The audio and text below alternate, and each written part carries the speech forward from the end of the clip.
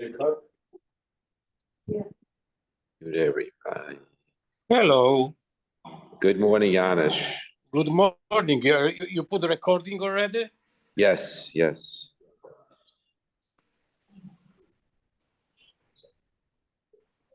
Regular crowd.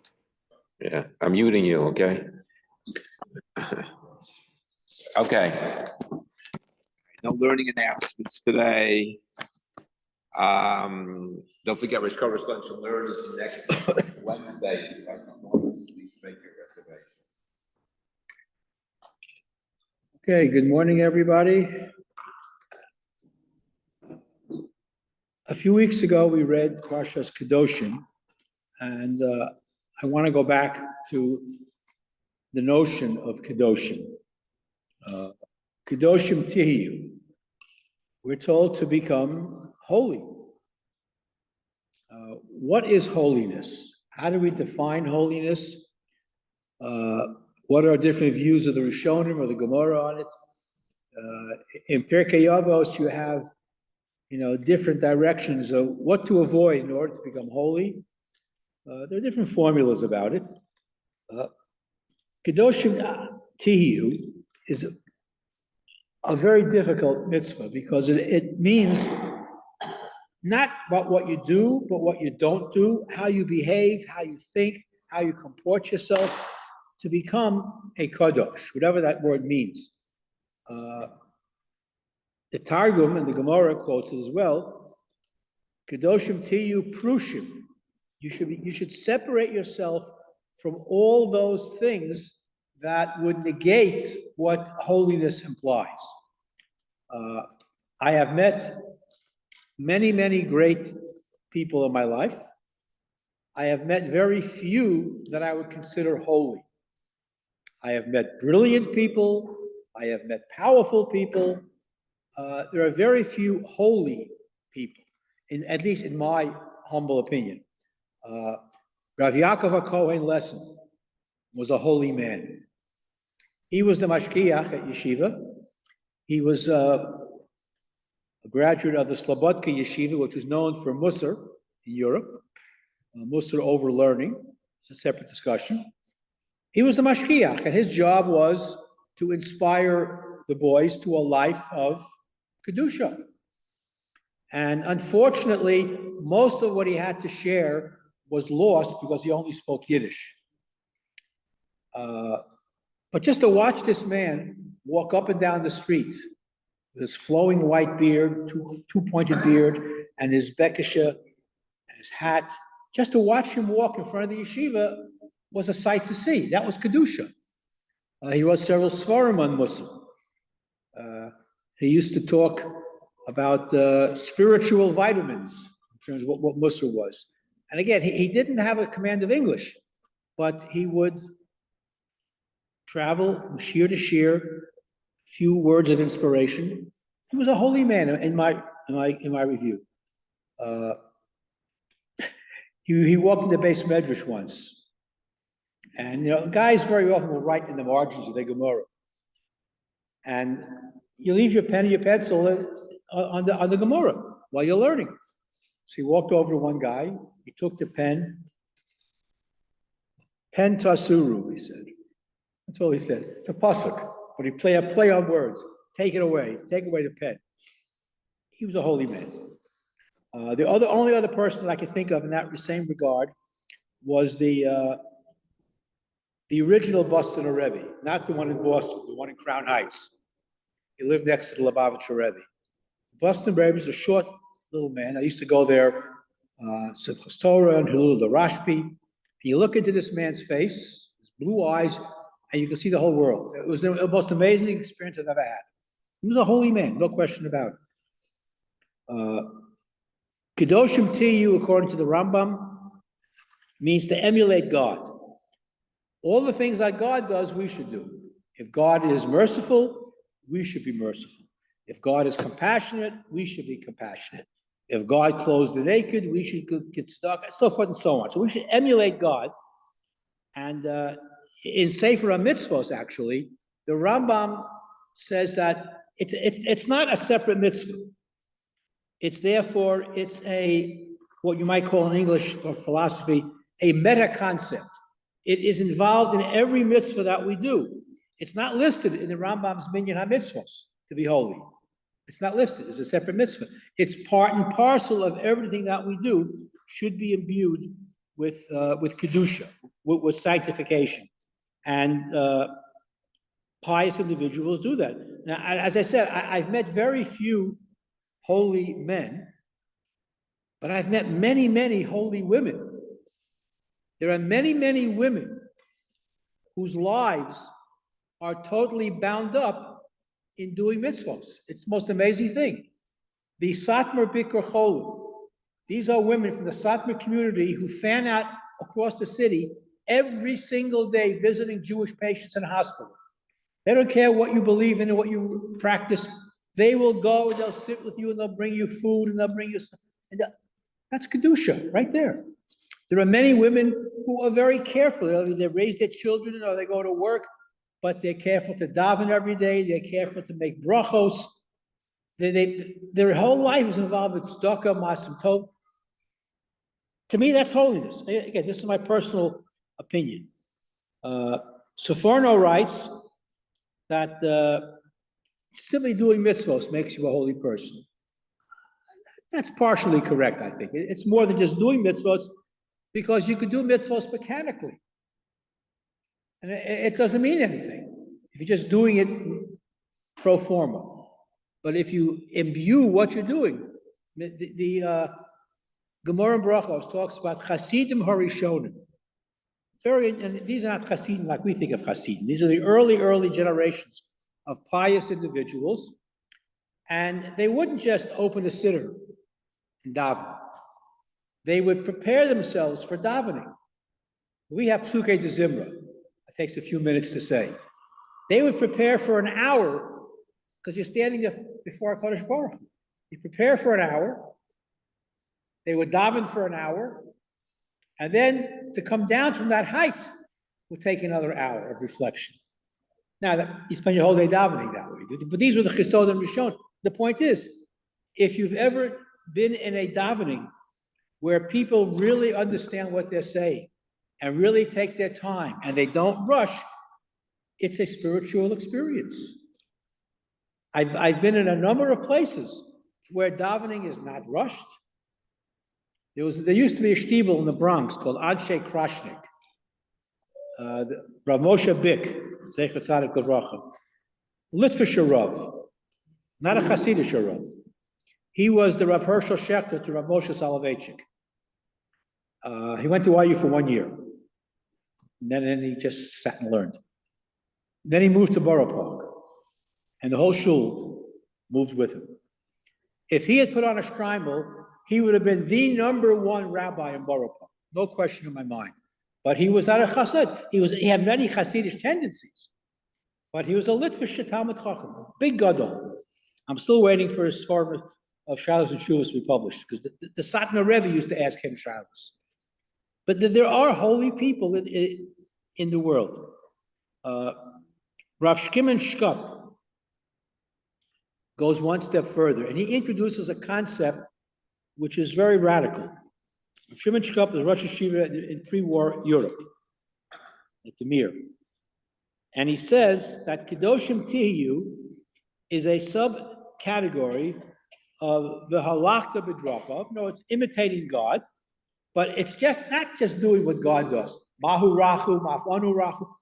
He used the expression tovas haklal, which is a very interesting expression. Tovas haklal, what you do should benefit society. Was not being selfish, doing something for somebody else, doing something to improve lives, doing something for others without any thought of getting reward, acting in such a way that it's a Kiddush Hashem. This is Rav Shkup, Hashem Yikam Damo. I remember Rav Aaron Lichtenstein was the Rosh Kollel at YU before he made Aliyah and became the Rosh Hashiva at Gush. And every afternoon during the break, he'd play basketball with the guys from the Kollel. That's Kiddush Hashem. To show that he's doing something that is worthwhile. Exercise is important.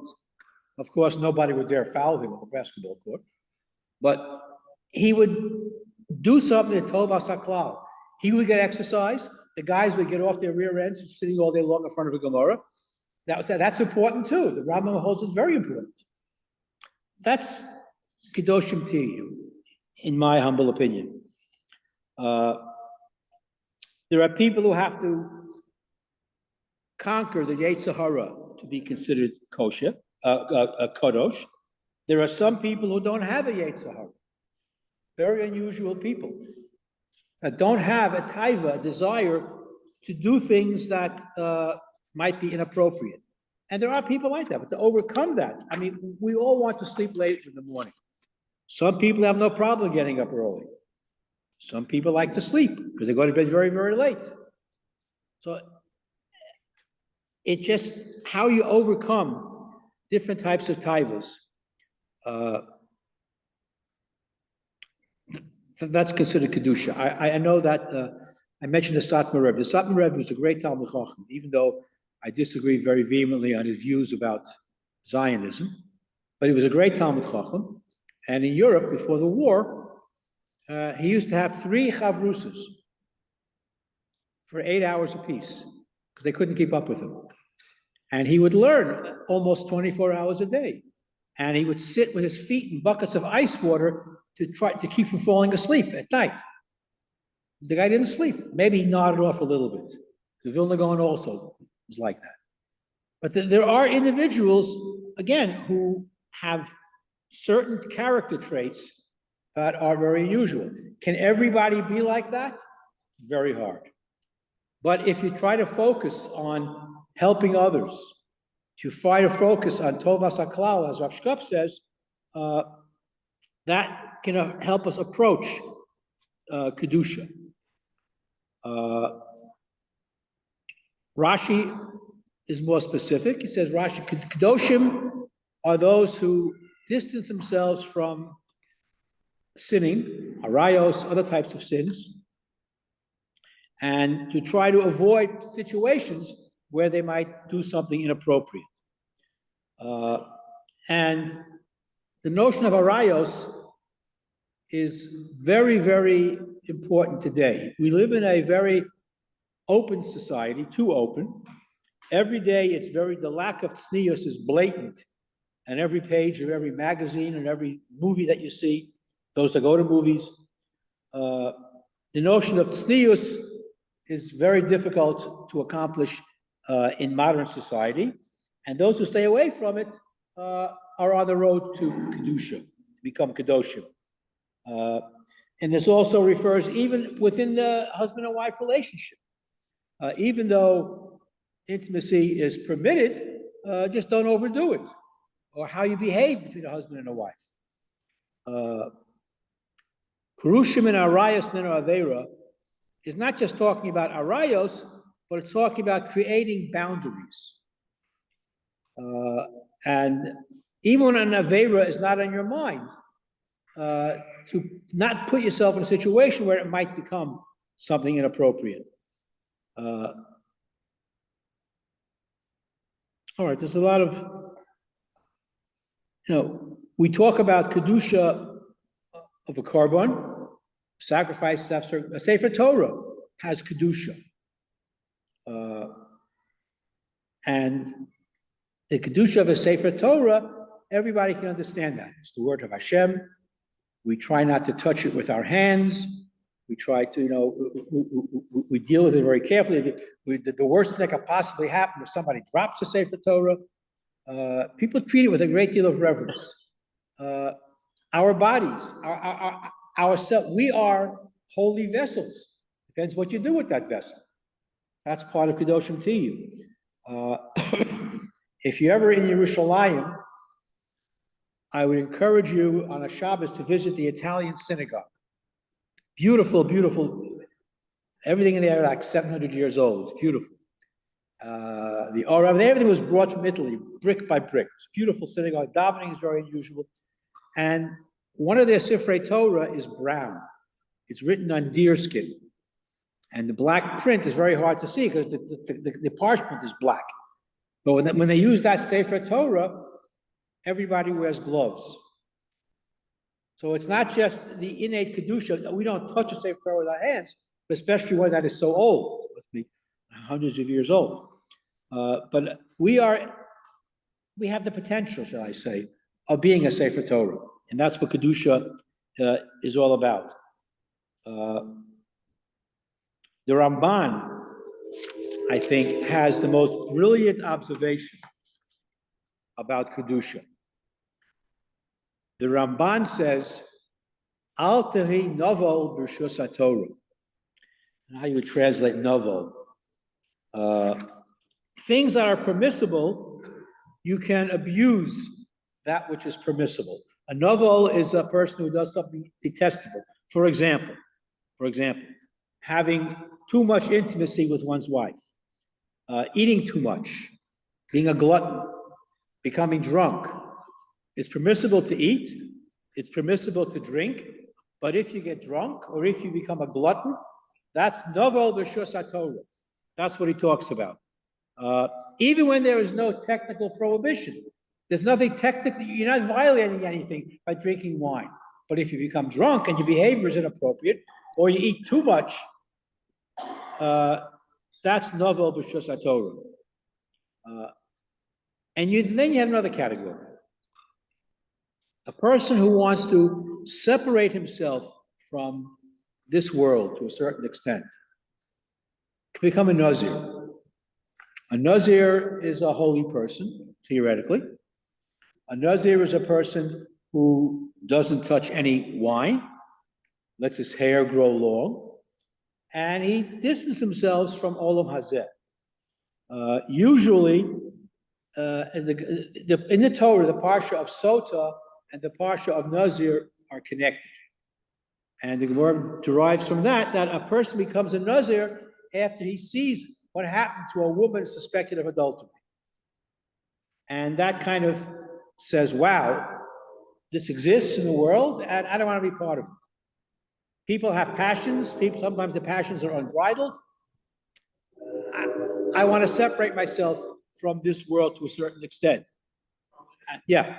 Doesn't somebody become a Nazir after he did something, bad sin? Could be. It could be. It could be. There are many reasons why a person decides. Now, Nazir is usually Nazir for 30 days. Then he brings a carbon. Because a carbon, because you have denied yourself that which is permissible. You bring a carbon. Some people, Rav Kook's son-in-law was a famous Nazir of Yerushalayim. David Cohen was a Nazir. He was a great Talmud Chacham. He taught in the yeshiva for many, many years. And he was a Nazir.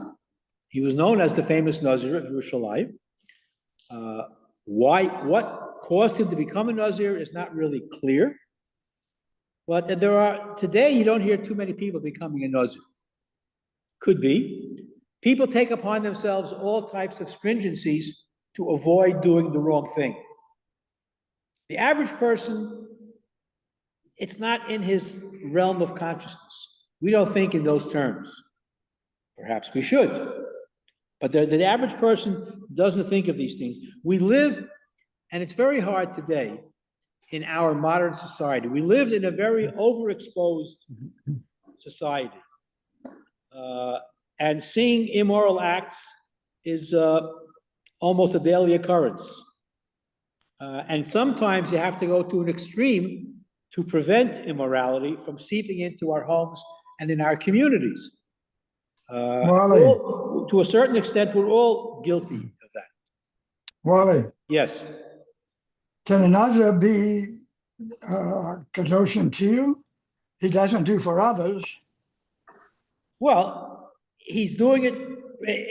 A Nazir is a personal act of Kedoshim to you in his mind.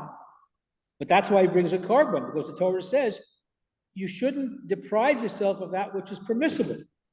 Yeah. The Ramban says don't go overboard, but you shouldn't deprive yourself either.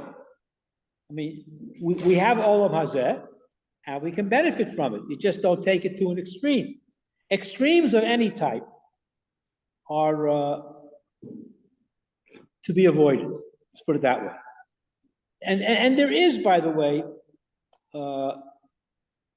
a trend within certain aspects of Jewish tradition of precious, of certain behaviors that would separate you from the rest of society.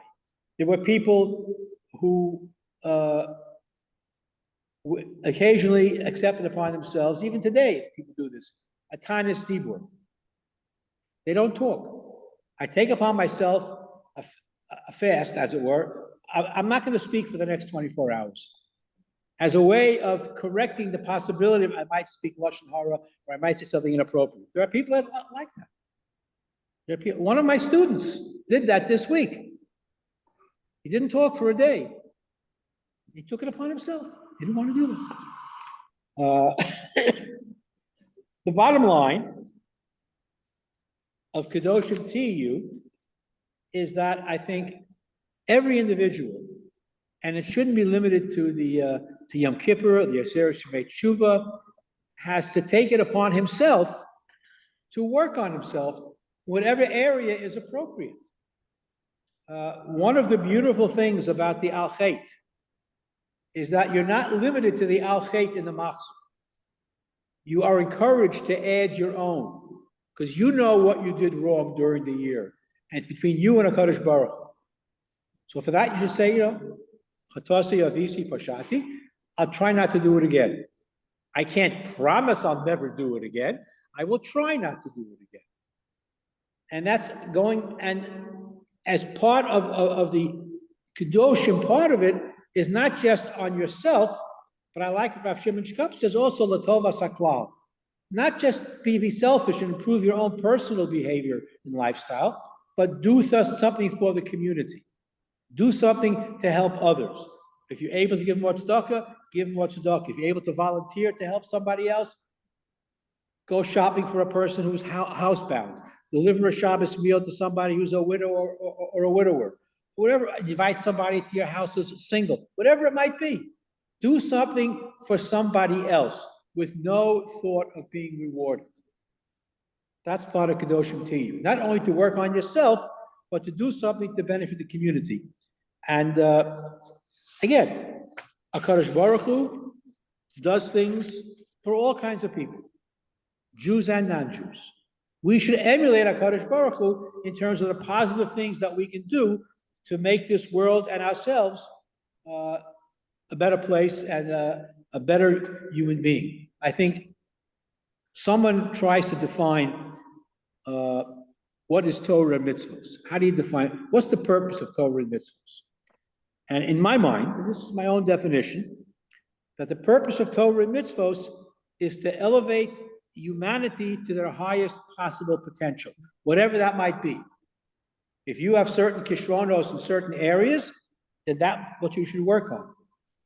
If you have the ability to be artistic, and you can enhance the beauty of a shul or a beis medrash or a school or a hospital or whatever it might be, then do that. If you have the ability to give tzedakah, give tzedakah. If you have the ability to volunteer your time, volunteer your time, whatever it might be. That, I think, is the real meaning of Kedoshim TU. The HaKadosh Baruch Hu doesn't ask questions about individuals, and we sometimes, and there are questions that we don't have answers to. We don't understand why HaKadosh Baruch Hu seems to help those who possibly, in our estimation, might not be great individuals. It's the age-old question that Job asked, Eov. Sadik v'ralo, Rasha v'tolo. Those questions we can't answer. However, it's our obligation, Kedoshim TU, do the best that we can to emulate D'rachei Darchei Noam, to emulate the way Hashem helps people, we should help people. Mahurachum afanachtu, etc. So this is just a very brief glimpse into what the words Kedoshim TU. Again, the original translation of Kedoshim TU is prushim, to separate yourself from those things that are sinful, separate those things that might lead you astray, separate yourself from those things that might be inappropriate, and that would lead you to a life of sanctity hopefully help improve the world that we live in. That's my take on Kedoshim to you. Questions? Yes. So going up to Borough Park, we had a school across the street, it's on 47th Street, 12th Avenue, right? And the Rebbe's there was an exceptional movement. We went on every level, okay? And that person was Rabbi Dick's daughter. Okay, there you So go. That one didn't fall far from the tree over there, that family. It's a very special family. That man was an unusual. I want you to know when Rav Fishman was nifter, so one Rosh Yeshiva, he lived in the Bronx, and there was a long procession along Amsterdam Avenue from 187th Street all the way to 181st Street. A long, long procession. And Rav Bick walked over the Washington Bridge in the Bronx by himself to walk in the procession to give cover to Rav Fishman. He didn't know me well. He didn't recognize my face. He knew I davened in the shtibel occasionally because I used to learn with my father's cousin, who was a regular, Rav Bick. And so I walked next to him, and you walk and said, I can't say hi, how are you? So I asked him a question. We had been learning a certain sugya, and he knew exactly where it was, exactly the page, exactly, and he answered my question. The man was absolutely brilliant. But yes, Rav Bick, yeah, very unusual person, very unusual person. It was a special place, and I'm sorry he moved to Borough Park, so I couldn't get to him as easily as I used to. But a great man. Huh? You drew a lot of people there. Yeah, I said, if he had put on a shtreimel, he would have been the top rabbi in Borough Park. That's how high regard people held him in. And I'll tell you this one story, and then we'll finish up in terms of his personality and what Kedoshim is like. Unfortunately, some Hasidim are not the most refined people, let's put it that way. And there's a concept in the Hasidus called Shirayim. And whatever the Rebbe touched is considered holy, and they would fight to taste something that the Rebbe touched. So an extreme case of this once, who was it? It was Karlin Stolen. The Rebbe accidentally spilled his Kiddush cup. And the Hasidim literally ran forward to lap it up with their tongues in the spilled wine. Horrible. If the Rebbe would make hamotzi on this huge challah, they'd all grab to get a piece of the challah. Rav Bick, after davening, and he wasn't a Chassid, he was a Litvisher, but he had many Chassidic tendencies. After davening, it was Kiddush. Everybody sat down at a table. Nobody was grabbing. His sons would bring down the kugel, and Rav Bick would cut the kugel into pieces, stick in a fork. Mr. Schwartz, Mr. Ginsburg. He would give it out every single person. Nobody was grabbing. That's Kedoshim to you. That's Kedoshim to you. Anyhow, Chaval al Abda. Any other questions? Okay, have a wonderful day out there and try to be holy. Thank you, Wally. Thank you. It's difficult. Thank you. Have a good day. Good things usually are difficult. Right. Have a great day. Thank you so much. What's that? How much Yiddish do I know? I know, I learned Yiddish in yeshiva. Well, the better shiurim, first of all, I was the last generation that had European Rebbes. So they only spoke Yiddish. And if I wanted to go to the better shiurim, I had to learn. So the first time I went to a shiur in Yiddish, I had no idea what was going. It took me 3 months to be able to follow the shiur. I had a chavrusa, and I would write things down phonetically, and he would then translate it for me. And after a year or so, I was able to follow a shiur in Yiddish, and then the more, it's just like anything else, the more practice you have, the more you're able to do it. Okay, thank you. Do we have a bezumen? Okay. Rabbi Sign of Arech. Yishem Baruch V'Tov Yad Olam, B'Shus Kol B'Subin Kan, V'Rech Shechal Mishalo, V'Rech Shechal Mishalo, V'Chayiru, V'Nos Elechem L'Chol Basar Kiyel Pasto, Uvtu V'Hagadol, Ki Yuzon Reis Lakom Tiv Lakol Michin Mazon, V'Chol B'Yasov Asher Bara, V'Ruch Ato Adonai Hazon Es HaKol, No Devil.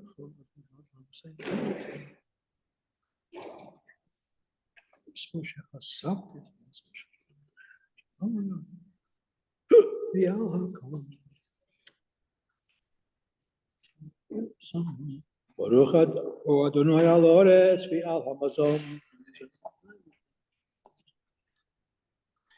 For the sake of the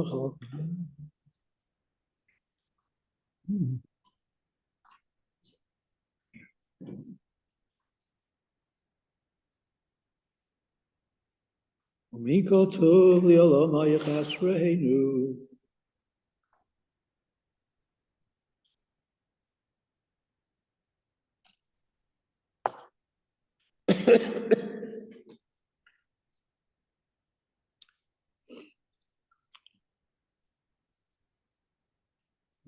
I just have one more quick story. I'm sorry everybody turned off already. About the Tovas HaKlal, the people who do things quietly without looking for any types of glory in what they do. My wife and I were going somewhere, I forget where we were going, on a Friday. We were going up to camp on a Friday. And we stopped by, she had to give something to Chevy. And Chevy says, do me a favor. She gave us a package. Drop this off on the corner house on 12th Street. What's the number? I don't know. What's the name? I don't know. Turns out that there was a woman, not a member of the shul, lived alone, and she dropped off a Shabbos meal every week. And the woman was so overjoyed. I didn't know the name. I knocked on the door. I hope it was the right house. Oh, thank God for the Rebbetzin. That's Kedusha Tovas HaKlal. Nobody like her. Okay, just wanted to share. I should have mentioned that before. Thank you, Wally. Have a great day. To the shul, that was Hasidish.